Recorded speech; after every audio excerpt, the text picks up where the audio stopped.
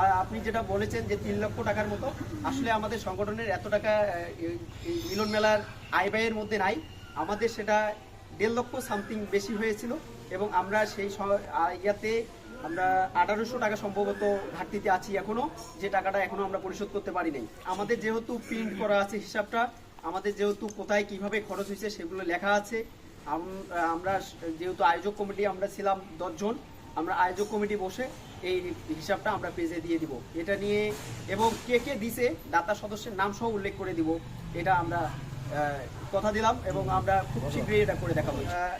বুড়িমারির যে 500 টাকার একটা চাঁদা, এইটা বিষয়ে আমি অবগত না, কারণ বুড়িমারিতে আমরা 2টা পেয়েছিলাম চাঁদা।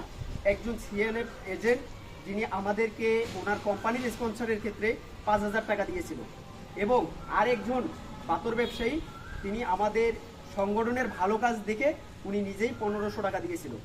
এর বাইরে যে 500 টাকার কথা এসেছে, সেটা আমাদের যেহেতু আয়োজক কমিটিতে 10 জন ছিলাম, আমরা তাদের সাথে সবার সাথে কথা না বলে এককভাবে, এটা আমার জানা নাই।